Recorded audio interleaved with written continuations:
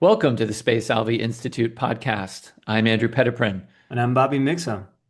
And today we are celebrating 250 years of American independence. I am celebrating from America, and Bobby, you are celebrating from Poland, where it is awfully hot and summery. How are you? Oh, well, I'm barely surviving, but I think it was Texas that prepared me for this.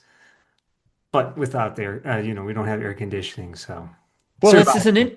yeah, this it's interesting. You're living the dilemma that I think has been kind of bounced around theoretically in the last few days on the internet. I've noticed as many Europeans are spending part of their summer here in the United States because of the World Cup. People are commenting on how wonderful it is that everything is air conditioned here on this side of the Atlantic nowadays, although it didn't always used to be the case.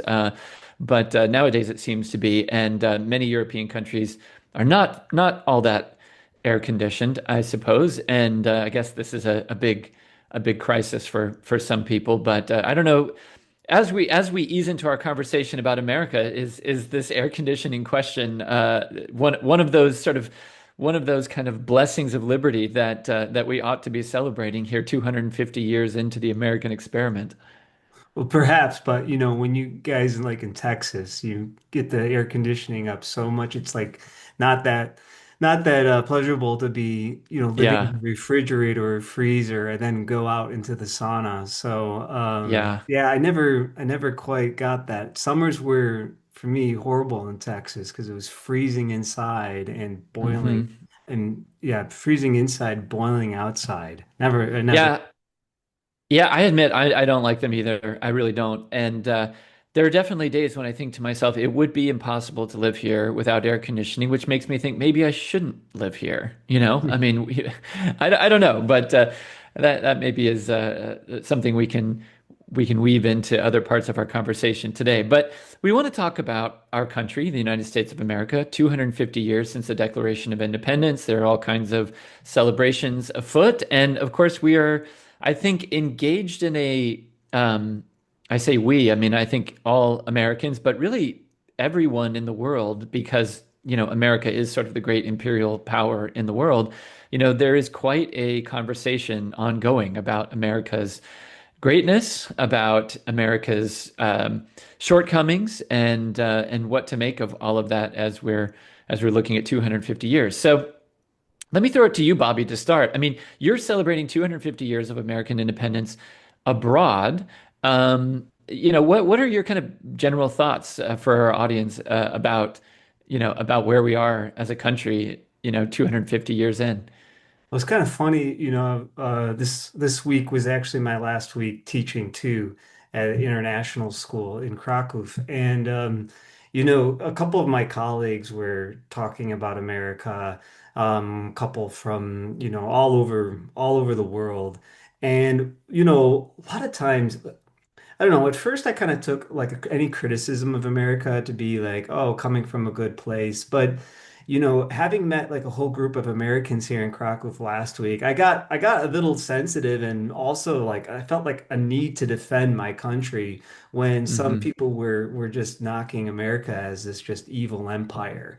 Hmm. Somebody made a remark about 9/11 that I didn't really like, almost as if Americans kind of had it coming. But I Hmm. I I feel like a Pole in America who becomes very patriotic about Poland, but Hmm. I'm to this whole week I've been wearing my American hat all over the place, and I will continue to. And when I celebrate the 4th of July, I plan on just having an all-out American bash. So Yeah.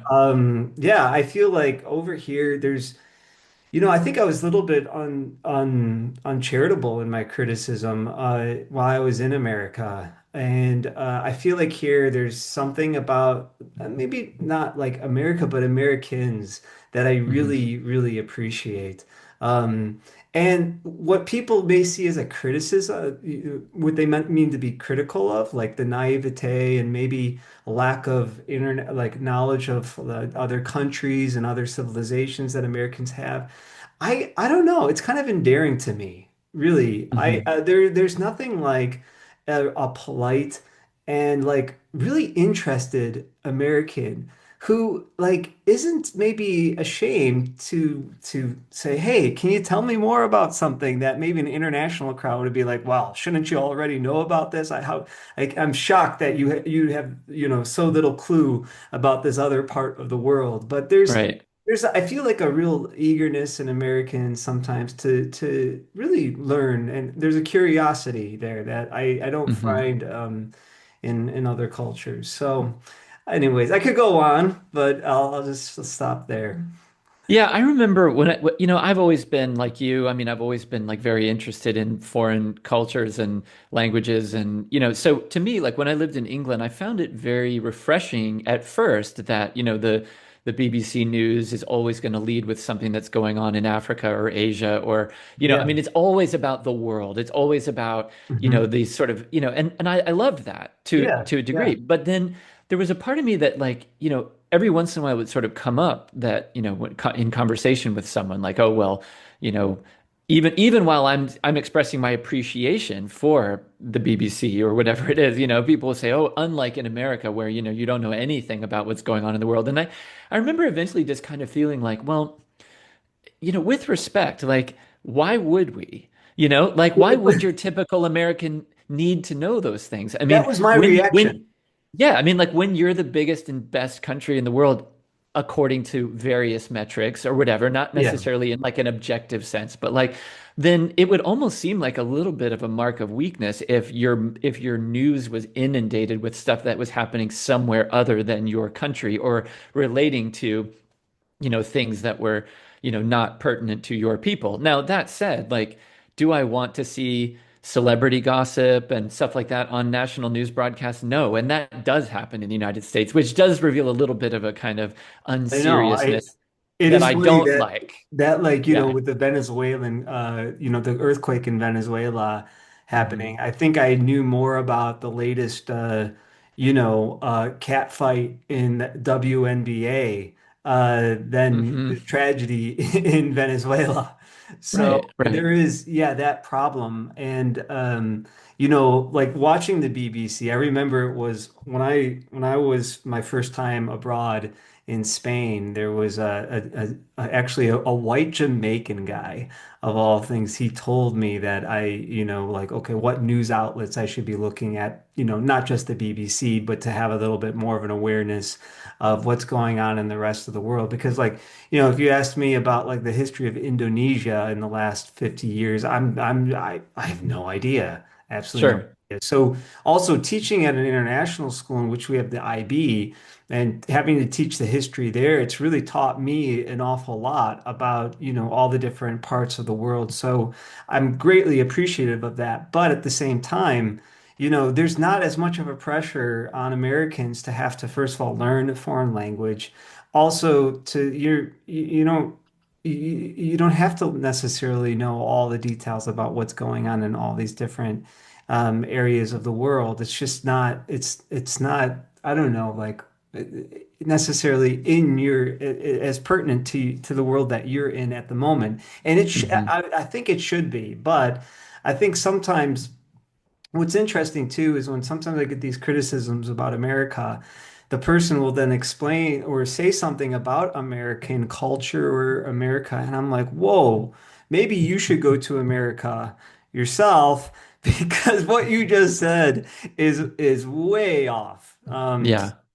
Anyways, Yeah, I think that's right. And, we're recording this during the World Cup, which is taking place here in North America. And there have been all of these kind of anecdotal, uh, kind of viral social media posts about Europeans coming here and sort of saying things like, I thought America was like this, but actually it's not, it's like mhm, this or whatever. And, I mean, of course, like that's natural. That's the kind of thing that will happen. exactly. But I do Yeah. think that America has a kind of power in that way that does surprise people sometimes, because I Mm. do think if you were a foreigner and you were abroad kind of watching the news and you were shaped by the institutions of your country and didn't have the same context of what's going on in, say, American politics or, looking at the American religious landscape or like, whatever it may be, the kinds of things that seem quite unique to America nowadays to some degree compared to, say, a number of European countries or other countries. I would think that it would be possible, I think, to kind of have a certain impression of America and then to come to America and think, wow, well, yeah, it is a bit unusual in certain ways, and maybe the not maybe I'm more enamored with the novelty than the kind of long-term reality. But at the same time, I do kind of get it now. I get what people love about this. Maybe this is a good segue to kind of the kernel of I don't know, or kind of the focus that we wanted to take today, which is the virtue of hope. Mhm. I'll just say this and then throw it to you because I know you have a lot to say about this. But, I think lost sometimes in the debates about kind of the legacy of the founding, for example, of America, or kind of different interpretations of liberty, or I don't know, things like that would. In other words, I think that sometimes we get a little blinded by like the rightness or appropriateness of something based on certain principles. Like we like to abstract a bit when we talk about America, but it doesn't change the fact that kind of at the heart of it, whether it was people who had these sort of like ideological commitments to, who had read a lot of Locke or something like that, or they were just like starving Irish people or like Italians who wanted to have an adventure or like whatever it would be. Like at the heart of all of that is something real, which is, I think, hope. Like hope for you know doing something new, Mhm. being creative, building something. There's just sort of all of this that, and it's a little bit cliche, I suppose, but it's real. I think like, and to this day, people come to America, whether they agree with all of the kind of founding principles of our country or not, and they can feel like they've come to a place to belong. So let me throw it to you on hope and see what you think. Well, a couple of years ago, I read a good book by Wilfred McClay called "A Land of Hope," and it's about America's story. And I think it's a really I think it's a patriotic but critical account of America. I think it's one of the best things. So I encourage it. First, I just want to start with that. Wilfred McClay's book, A Land of Hope, is a really good book to look at on this McClay, I think, isn't it? Is it McClay, McClay? yeah, Yeah. McClay. Um, but like the sense of like kind of America, the tabula rasa, even though you have like what 20,000 years of Native American history there, but they also arrived at one time. And Yeah, I mean, but this is something that should be, I think we should pause and just note that for a moment, that in a sense, the entire continent is a continent of immigrants. I mean, and yeah, actually even the continent to our south as well, to South yes, America. I mean, right? I mean, and I suppose going back in, I don't know, millennia, what it means to talk about where people come from or whatever. But I mean, you think about the Aztec civilization, for example, is younger than Oxford University. yeah, Like that's right. Like, so we need to acknowledge things like yeah, that to some degree, even while we're talking about kind of what it meant. And we shouldn't sugarcoat like what happened when Europeans came and interacted, to put it kind of mildly, with the native, yeah. the people who are already here, right? But even like when you talk about these like native territories, well, it was like maybe 100 years or even not even 100 years before that native tribe was there in that territory. There was another one that they Right, displaced or right, right. conquered. And so, anyways, but I think that this some people here in Europe will say things like, "Oh, you as immigrants, you were running away from the problems of Europe." But I'd like to like rephrase that. Yes, but at the same time, there was this promise and this anticipation for something more. So there's like this restlessness, I think, that's inherent in America's character that Andrew, we all grew up in. I mean, Yeah, like we all have this sense of I think more than other cultures of having to we're on a project, an individual project, but even as a society, we're setting out for something yeah, becoming something more. And I feel like it's grounded in this spark, this real spark that you could identify as a hope. And America, even like America's like kind of depression. So you think even 1976, when we celebrated 200 years, we were kind of in a slump and we were hmm down. But we're oftentimes it's because of dashed hopes. We sent we build up in anticipation of something great, and then we see that actually those hopes don't fully materialize. But yet we still, the engine of America is always setting out for and being inspired by some new hope. So I think that I don't know, that's something that has really like materialized for me just thinking about America from this land. I think also too we Wilfred McClay makes a lot of that kind of the frontiers thesis by was it Frederick Turner, where Hmm. we are a people who kind of were formed, or at least if you want to say like that, those years of formation as a nation. You think about certain like experiences that make an indelible mark on you as a people, and the frontier is one of those things. And Yeah. so I encourage everybody to go take a look at the Turner thesis. And I know there's a bunch of criticism, but this kind of setting out and always going. But then the problem is once you've already conquered the frontier, what's the next thing? So even kind of the technological drive in America. You mentioned building, like even going to the moon or Hmm. other projects. We have to kind of even in the internet, in the virtual world, we're setting out to kind of conquer new territories. But that also has this kind of like downside of a restlessness. So Hmm. um, Yeah.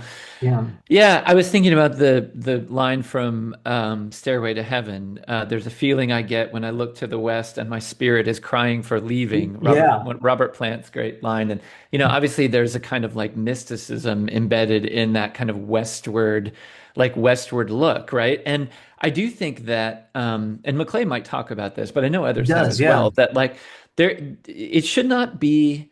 I mean, one of the problems I think that we've identified in some of the conversations we've had with other thinkers as well is just kind of the loss of metaphysics, right? That like we Mhm. think instead of just kind of pointing to the fact that there was like an actual spiritual longing in people, like we Mhm. we want to we want to kind of always put it into like materialistic categories or or ideological ones or something, but like somehow detach it from kind of the fact that there was something truly mysterious and I think transcendent about expansion. I don't know if you've ever seen the show The Vikings. Mm. It really interesting show, but there's Yeah, yeah. um Only a couple episodes. it's pretty good. I mean, it gets a little off, it kind of goes on too long, I think. But the one of the main guys who becomes, and he's a real historical figure whose name I now forget, and he's played by, um, oh, what's his name from the great Swedish acting family that has all these, um, Yeah, the you know, the oh gosh, Skarsgårds. what's his Yeah, yeah. he's a Skarsgård, but he's not. Anyway, he's one of them, and he plays this character who sort of on his own sort of keeps trying to go west and west and west. And even before that, like one of the kind of ongoing tropes in the show is this idea of like even though the Vikings were these just like incredibly brutal, violent, greedy men and all this sort of thing, there is occasionally this little bit of a glint, especially in a couple of the leaders, where it's like, but they've also heard about a new God. Hmm. That there's a new God, and it's the Christian God that they're that Yeah, they're yeah, sort of yeah. thinking about. And so anyway, that's getting a little bit off track, but I do think like whether it's the English nonconformists who want to come to a place like Connecticut and create a city called New Haven on nine Hmm. perfect squares, according to the outline prescribed in the book of Revelation, or whether it's the Spanish who believe the kingdom of Christ is sort of, too small to be contained on the Iberian Peninsula, or whatever, or the French who are sort of like heroically, bushwhacking down the Mississippi River, making friends with the Indians and stuff like that. Like there is a kind of mystery at the heart of some of this, like of this kind of American dream. And real quick, and then I'm just all over the place. But something that I noticed, you sent me a video to watch from this Wilfred McClay, which I really enjoyed. And so I think Bobby Wilfred McClay talks about how when Americans were moving west out into the frontier, there may have been some people who thought that what would happen would be a kind of that it would be a kind of westward civilizing power that, kind of the ideals of the American founding and the American way of life or whatever would just kind of like expand into more and more territory. But I think, if I remember correctly, what I saw in the video that you sent me of McClay giving a talk, that what happened was, I guess some of that did happen, but also like once people got to the Wild West, the wildness of the West affected them, which I guess we have to say like would have happened to the colonists and everything as well, long before the American Revolution and all of that sort of thing. But that, I don't know, like that then, as people sort of move west and then, the railroads come and there's like more connection and all of that sort of thing, um, it creates a new ethos. Like it create like, the wildness of the West then moves back east and then like new immigrant groups come or like whatever, and then it sort of like continues this like adventure of the frontier, right? Hmm. Which I Yeah. thought that was a pretty interesting point that he made. And by the way, like if we go back to the old world as well, and something that I think you and I would agree on, because a big part of our project as Americans with a kind of almost like ministry towards Europe is reminding everyone of the kind of interconnectedness of the United States and Europe, that in a sense like we are part of greater Europe, Hmm. right? And so, like, some of the things we can say about the American continent are things that I think could have been said about the old world too, but in a different era, right? I mean, that there was a sort of wilderness into which people expanded and civilized it, and then it led to a kind of decadence that then gave rise to the age of exploration and needing to kind of branch out and go somewhere else, right? Yeah. So I don't know what that means about where we are now, Yeah. as we kind of, I have a few Mm. thoughts, but maybe I'll throw it back to you to kind of pick up that kind of frontier stuff. Yeah, what's interesting, even like with the discovery of different native tribes, how that affects Europeans and the great interest that they take in venturing out to the New World. I remember I think in a secular age, Charles Taylor talks about all of these Frenchmen who arrived, like not just to Tocqueville, but Frenchmen who arrived with the to America and wanted to go out.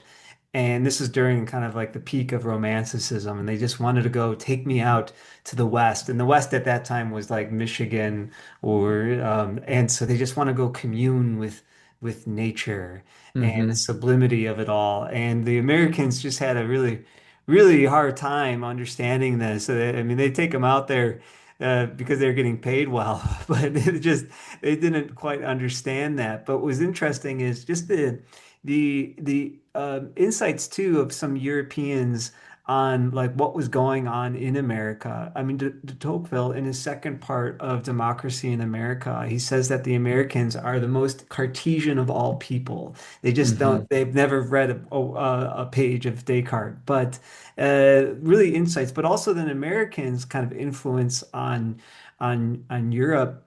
I was reading I've got this really interesting book here called Poland in Christian Civilization that I found at the Krakow Library. And there's a whole chapter here on there's this tradition in Poland which is called Sarmatism, and it's kind of like the noble, kind of aristocratic warrior who's kind of like a rugged individual as well, who's never going to be ruled by any tyrant. But I've been working on something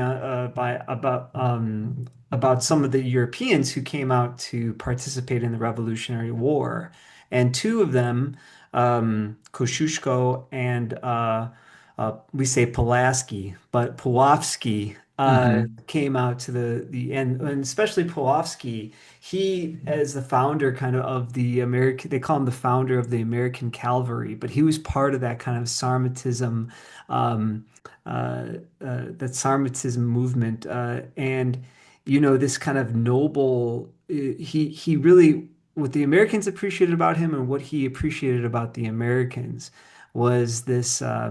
If you want to say this, like, yeah, the focus on the individual, the one who is all about self-rule, who isn't going to be governed by any tyrant. And if you look at George Washington, especially, really admired these guys for the kind of like, if you want to say, warrior ethos that they brought to the country. But Hmm.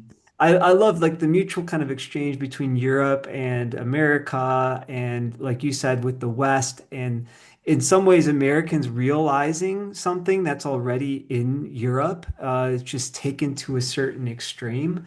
Hmm. And then also Americans coming and discovering themselves over in Europe. Um, Hmm. but yeah. Yeah, I was thinking about that. So this raises the question that I think we can get some mileage out of here is, so what does that mean then? So if we're not really, I mean, I guess we maybe are going to go to space again. Maybe we're going to Hmm. do some more deep sea exploration or whatever. But so there maybe there are some frontiers to explore. Although, I mean, one of the things that Ross Douthat points out in his book, The Decadent Society from 2020, was just how, at least with regard to the space stuff, just how amazing it was that within the kind of prime lifespan of our parents, or my Yeah. parents anyway, the world went from never having left the boundaries of our planet to not having a space program anymore. Right, Exactly. within the kind of meat of the life of people who are living, which is a really odd phenomenon, I suppose. Um, Anything you want to say about that? I was actually not going to talk about that at all, but the space stuff is kind Well, of interesting. yeah, but even just like kind of the intercontinental, the railways, like linking up the two Yeah, coasts. I mean, the speed at which we did that, yeah. and this need to kind of, it's like what Tom Cruise movies?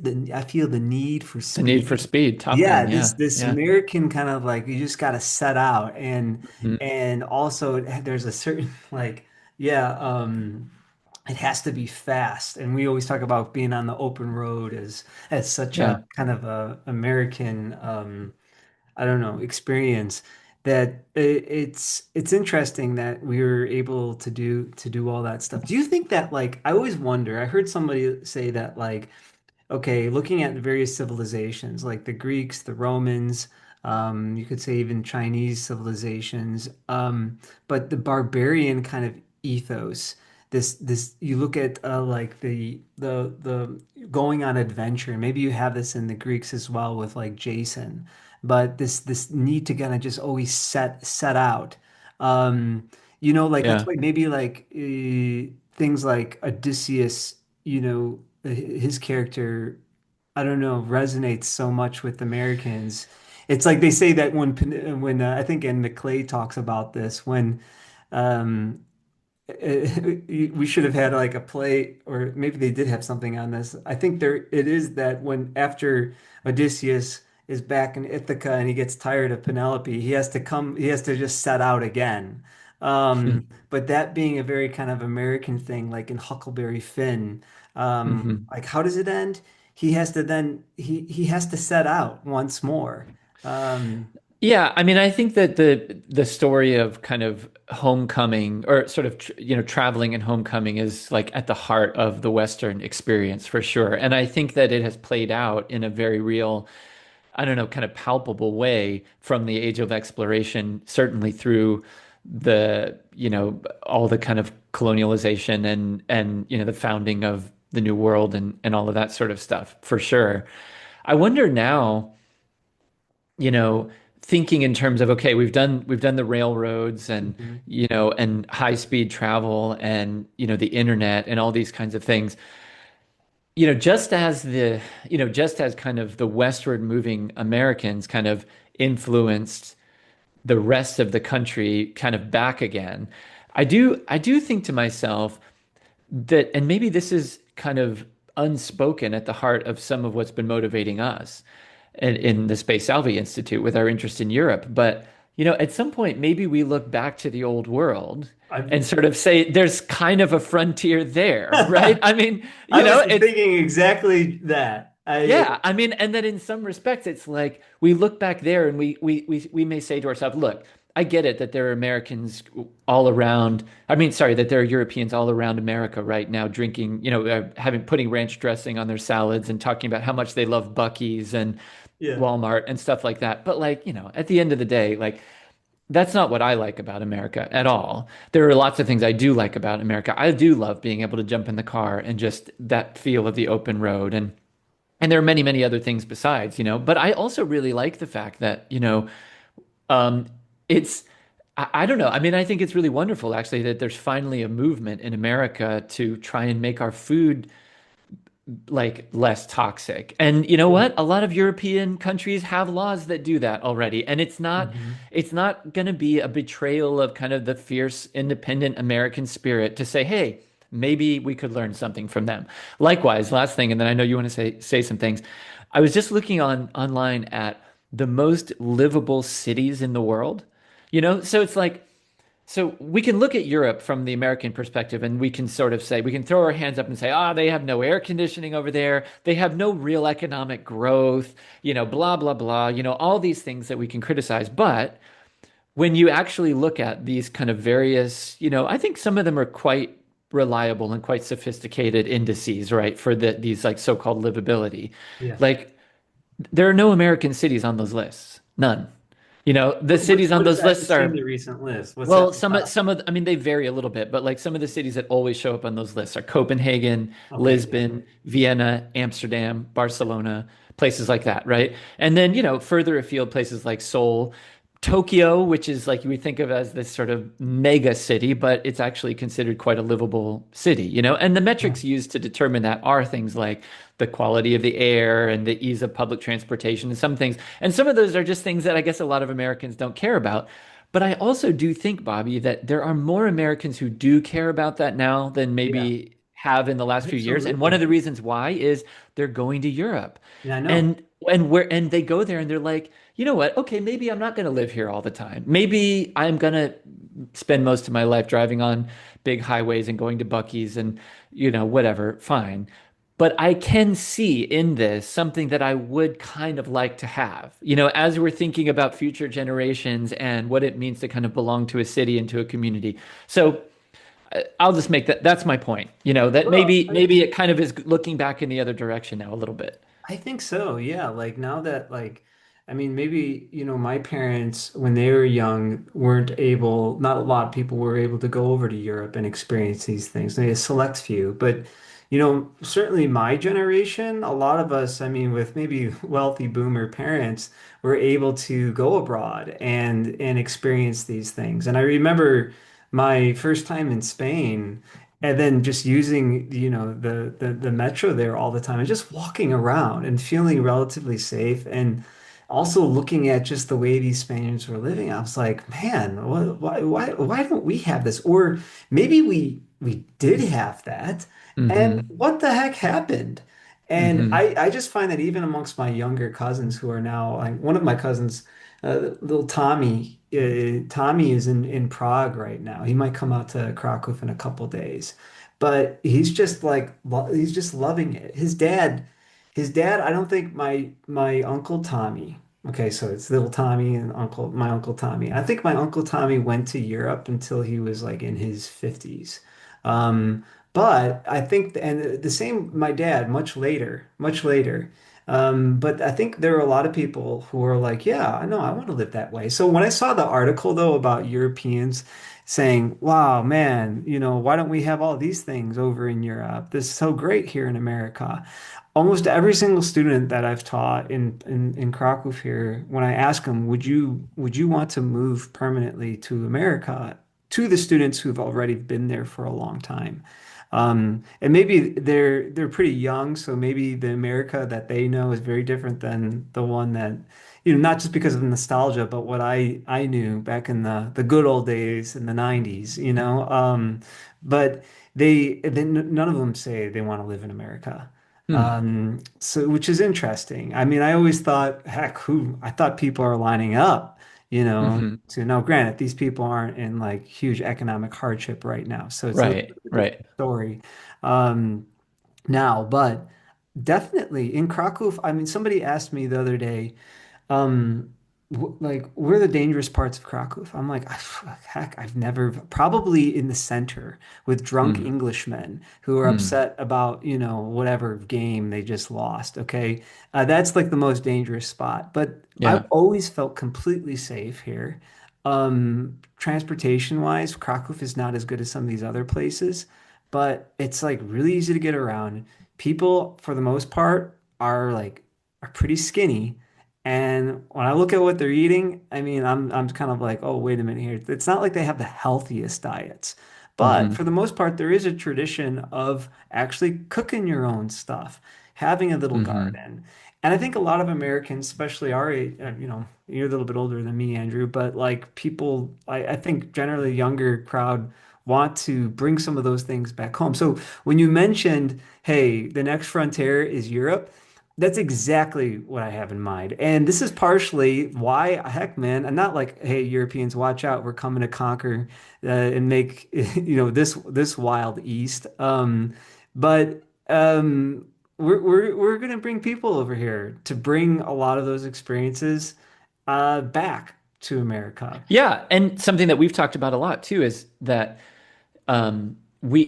there's a sense among some Americans, especially maybe Catholics or people who are kind of well formed in the humanities and stuff like that, who go over to Europe, and their feeling is that the people who live don't appreciate what they've got. They Yeah. don't go to mass in these beautiful churches that are just within walking distance of their houses. Like we're stuck like driving 10 miles to go to some like, stucco, monstrosity to make our weekly communion. And yet, but if we lived in Europe, it would be in some, not to say that necessarily the quality of the liturgy would be as great or any, who knows, whatever. But like there is this Mm. sense that like maybe we can go to, the old world and like, help reinvigorate them just as when they come to our country and praise things about our country, we can kind of step back from those things and go, "Oh yeah, you know what? You're right. I'm glad that you feel that way about these things in our country." Like we can do this for each other. And why can we do it? Because we're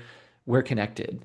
Because we're at the heart, sort of connected historically, but also spiritually. Yeah. And it's not to say people can't go and make a new life in Indonesia or Malawi or somewhere like that. They could, right? But it's probably much more like sort of in a culture-wide mindset that we're thinking in terms of, where we've come from, the relationship sort of across the Atlantic, right? Mm.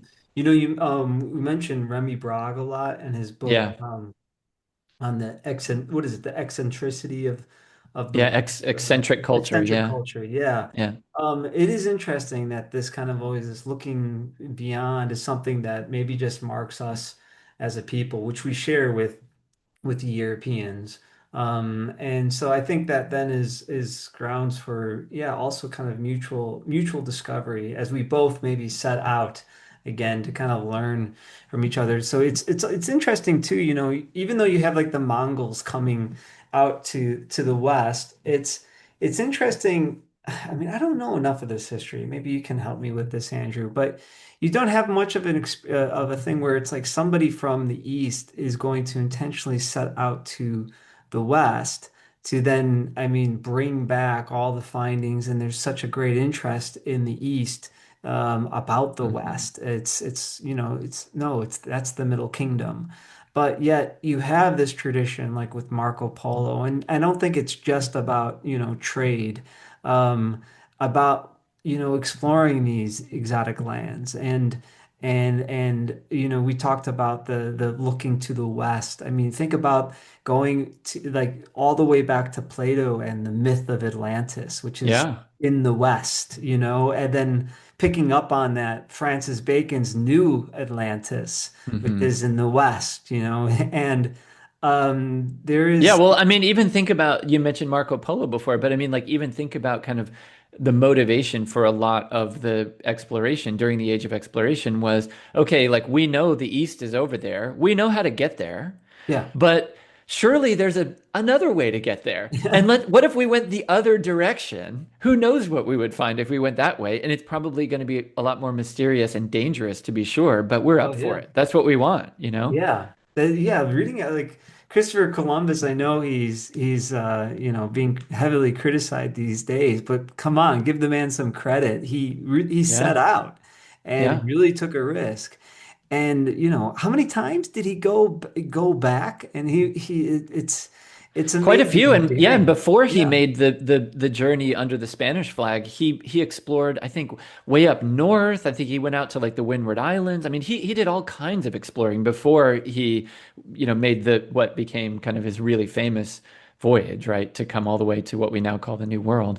Yeah, I mean it's amazing. Even to think that, Magellan got all the way to the Philippines and, you Hmm. know, unfortunately got killed by the king of the Filipinos. But Yeah, it's fascinating. But I think that being here in Krakow has really helped me kind of appreciate certain things about being an American that maybe I don't see as much when I was back in the States.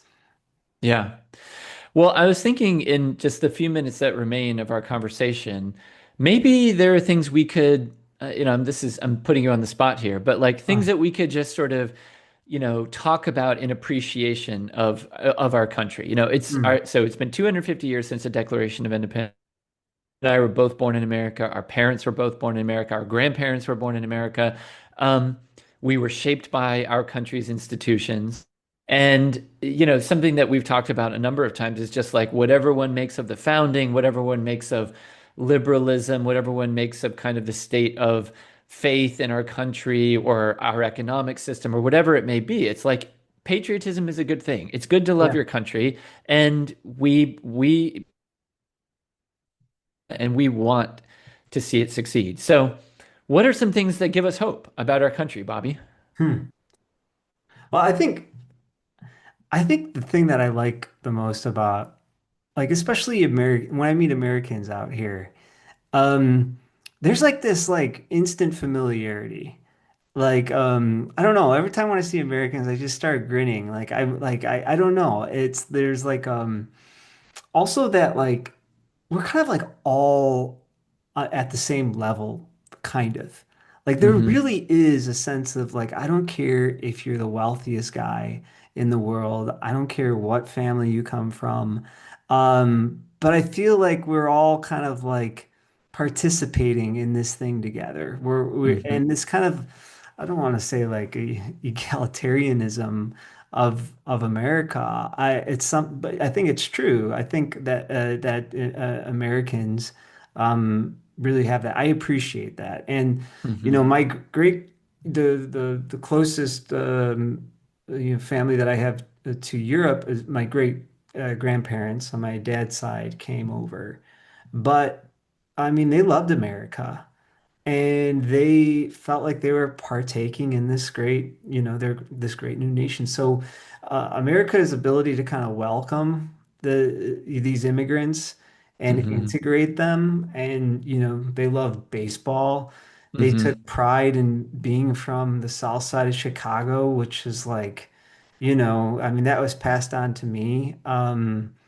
Baseball, I mean, I know a lot of Europeans maybe don't get baseball, but absolutely love it. Hmm. I Yeah. also too like I think as much as America has all the flaws of America, I think America has done like a Yeah. lot of good for the world. And Yeah. it's always funny though to hear from Europeans, especially Europeans from countries that used to have colonies, criticize America. I remember I was just hearing a criticism of America from a guy from a country that started up chattel slavery again. I was just like, what? Yeah, America has its flaws, but your country does too. And I think Hmm. give America a little bit more credit. Yeah. I echo so much of what you just said. I have also found, Bobby, that for all of the like kind of public rhetoric about kind of division and even hatred, people love to sort of say talk about how much Yeah. hate there is everywhere or whatever. My experience is not that. Hmm. I just don't. I mean, is yours? I mean, I don't walk around in this country feeling like people hate each other at all. No, I mean, I do feel like tension Sure. about some political stuff, but Yeah, but I Yeah. think that's precisely right. It's in this sort of political realm. I don't think that it really does manifest itself when you're in a situation that is obviously social rather than political. Like, I mean, it's Yeah. hard to kind of take the political out of everyday life, I suppose, but like, and people seem to be kind of determined to try to infuse it into just kind of everyday interactions, which is somewhat unfortunate, I think. But I do think that people are able to find common ground in remarkable ways in this country. Another thing that I think, Bobby, is that because America is so big and diverse in like not in some kind of like jargony sense, but like in some real sense, I do also think that it is possible to have the life you want in this country, even if it's a life that's more like a European life or more like, like you Hmm. don't, if you don't want to have ranch dressing and go to Buc-ee's, then you don't have to. I mean, you have to be careful like how much you interact with network TV maybe, or like there are forces at work that are going to be kind of pressing upon you no matter what. But I think a lot of Americans do a pretty good job carving out their own, their own, like sort of living in their own niche in a way that I don't think is that bad. Yeah. I think people are able to kind of find their way here where I think it would be a lot more difficult in a smaller country that has a little bit more of a homogenous population and shared history. No, no, I definitely agree. Maybe it's also too partially because like we maybe picked up the English style of Hmm. building homes and having like a little yard around them instead of, having maybe all of being all smashed together in like a town and having the fields out there. I don't know, maybe Yeah. it's from the English Yeah, it might be. inheritance. I wonder. But Yeah. yeah, it's true. I think that like Americans, you can, yeah, this idea of becoming to like your own person, and Hmm. it's I think unique. Yeah, I mean the pitfall we know very well. I mean the myth of the self-made man and Hmm. kind of cult of industry or something. But again, I think on the ground, most people don't really live as if that's true. I mean, I think most people really do. They care about the kinds of schools their kids go to because they know those institutions are going to shape them, and they care about what kind of neighborhood they live in because they know that we live in community and we're not just atomized individuals, even while we do like the freedom to kind of rule our own roost, as it were. And I do think that there's something kind of cool about that that is a little bit unique here on this side of the Atlantic. Well, Bobby, July 4th is coming up. I'm going to be traveling, going to see family. We are definitely looking forward to celebrating with energy, with passion, with love, the 250th anniversary of the Declaration of Independence. And I hope you'll get a chance to do the same over on your side of the Atlantic. Oh, you bet. My parents just dropped off all this America, stuff. So I've got a couple hats, I've got a couple t-shirts, even maybe perhaps a Speedo, with the American flag on it. So yeah, I will definitely be celebrating. The only thing I regret is that well, actually, I could, since I don't have much here, but I was thinking about having, like, business in the front, party in the back, uh, Hmm. busting out the fireworks. Maybe a bald eagle can swoop in too, but Pull out all the stops. I'm gonna go all out American. My plan is to come out in the morning, blast some American music, and just rip the shirt like Hulk Hogan and Nice. wave the Well, flag. So Freebird by Leonard Skinner seems to be our song these days. It was used at the Winter Olympics when the American hockey team scored goals, and I've noticed that it's being used at the World Cup when the is that American right? soccer team scores goals. So maybe fire up some Skinner, get some All Freebird right. going, Yeah. share the cultural riches of our nation with the one you live in now. All right. Well, thank you, dear listeners and viewers, humoring us with our rambling reflections on our love of country. We hope you love our country, whether you're an American or not. We hope you love your country, provided it's not one of the really evil ones, I suppose, right, Bobby? But but But we encourage all of you to just continue to follow what we're doing. We've got a lot of really exciting plans in the works right now, trust me, and things are changing. So, um, Bobby, I want to, and I know our listeners and viewers want to wish you our all of our best as you transition from your teaching job into working on this stuff, Space Salvi, and Mhm. other things even more. So, bravo. Looking forward to it. I can't wait. I feel like it's finally time. And now that I kind of have the time that I can really get this thing going. So Absolutely. Well, it is going, and we've got 3+ years of great conversations. We've got a lot of great articles on our website that you can go and read, and so much more good stuff is about to appear. So stay tuned. Visit us at spesalviinstitute.com. We've got a donation button. We'd love for you to make a contribution to what we're doing to keep food on Bobby's table, at least. And tune in next time. Be sure that you're subscribed and leave us a comment on YouTube, whatever you like, so that you can keep the conversation going with us. So until next time, God bless and live in hope.